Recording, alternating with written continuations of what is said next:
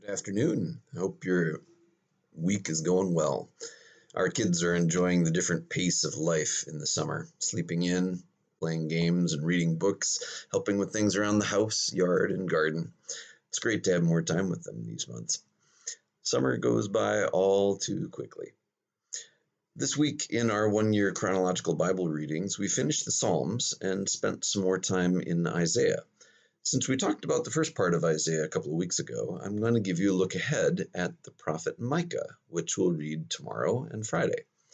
Micah is one of the minor prophets, one of the shorter books. There's 12 of these minor prophets. But Micah and the rest of them have an important message for both his time and for ours. Micah lived around the same time as the prophet Isaiah and the prophet Hosea during the reign of kings Jotham, Ahaz, and Hezekiah in Judah. Micah lived in Moresheth in Judah, but God had him speak against both Israel in the north and Judah in the south. It was a dark time.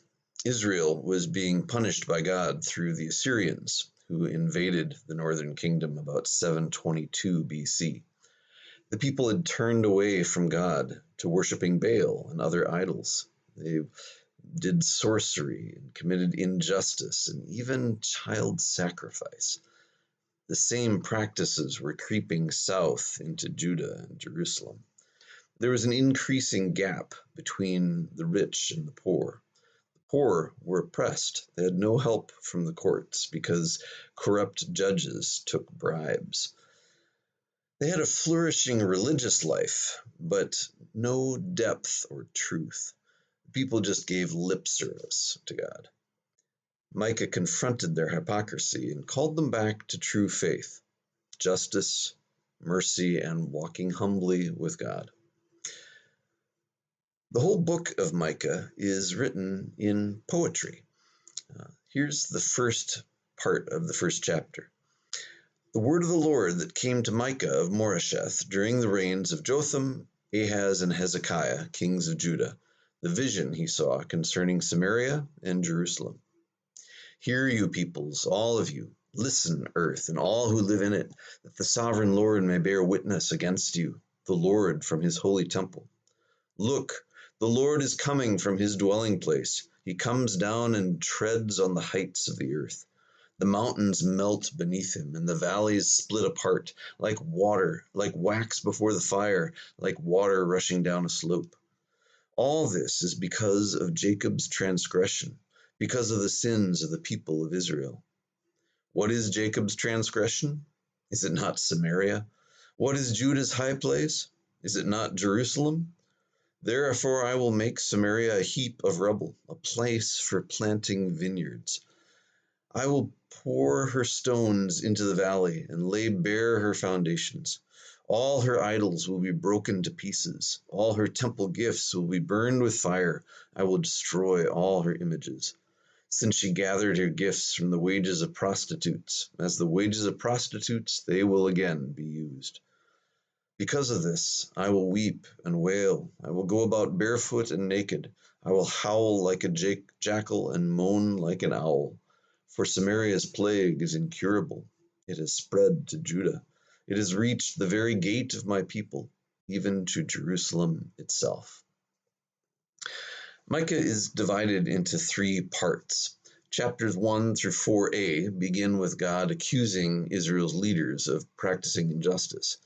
Chapters 4b through 5 detail the hope for restoration under the Messianic King.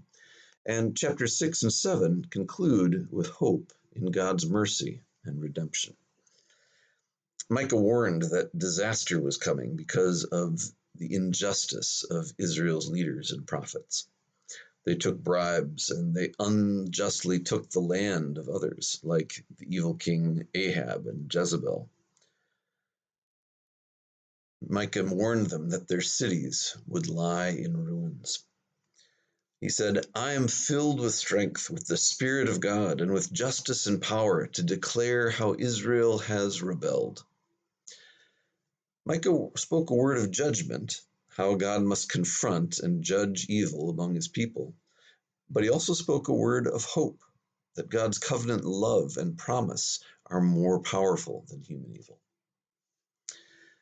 He spoke in chapter 4 of restoration, of the new Jerusalem and peace on earth. In the last days, the mountain of the Lord's temple will be established as the highest of the mountains. It will be exalted above the hills, and peoples will stream to it. Many nations will come and say, "Come, let us go up to the mountain of the Lord, to the temple of the God of Jacob. He will teach us his ways, so that we may walk in his paths." The law will go out from Zion, the word of the Lord from Jerusalem. He will judge between many peoples, and will settle disputes for strong nations far and wide. They will beat their swords into plowshares, and their spears into pruning hooks.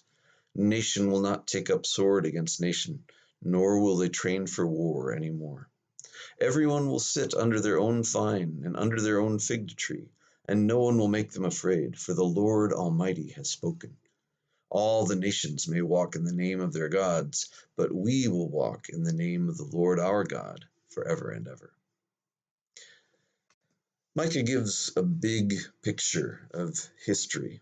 He talks about how Assyria would come in, and then later Babylon would crush the southern kingdom and take them away to exile. But then God would deliver them, and they would return to Jerusalem. Micah spoke of a ruler from Bethlehem, like David, who would restore them, the Messiah. In chapter 5, he says, "Marshal your troops now, city of troops, for a siege is laid against us. They will strike Israel's ruler on the cheek with a rod. But you, Bethlehem Ephrathah, though you are small among the clans of Judah, out of you will come for me one who will be ruler over Israel, whose origins are from of old, from ancient times. Therefore Israel will be abandoned until the time when she who is in labor bears a son, and the rest of his brothers return to join the Israelites. He will stand and shepherd his flock in the strength of the Lord, in the majesty of the name of the Lord his God, and they will live securely, for then his greatness will reach to the ends of the earth, and he will be our peace." Micah spoke about how there would be a remnant that would come home from the nations, that God's kingdom will confront evil and bless the nations, just as God promised to Abraham. In chapters 6 and 7, Micah gave more warnings against unjust economic practices. He said, "With what shall I come before the Lord and bow before the exalted God?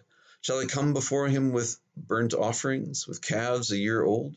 Will the Lord be pleased with thousands of rams, with 10,000 rivers of olive oil? Shall I offer my firstborn for my transgression, the fruit of my body for the sin of my soul? He has shown you, O mortal, what is good. And what does the Lord require of you? To act justly, and to love mercy, and to walk humbly with your God." In chapter 7, Israel's misery is personified as a suffering, defeated individual. But Micah holds out two reasons for hope: that God's character is forgiving and faithful, and that God's promises stay true to his covenant love. Who is a God like you, who pardons sin and forgives the transgression of the remnant of his inheritance? You do not stay angry forever, but delight to show mercy. You will again have compassion on us. You will tread our sins underfoot and hurl all our iniquities into the depths of the sea. You will be faithful to Jacob and show love to Abraham, as you pledged on oath to our ancestors in days long ago. Micah's words are full of accusation and warning, but also the promise of hope and restoration.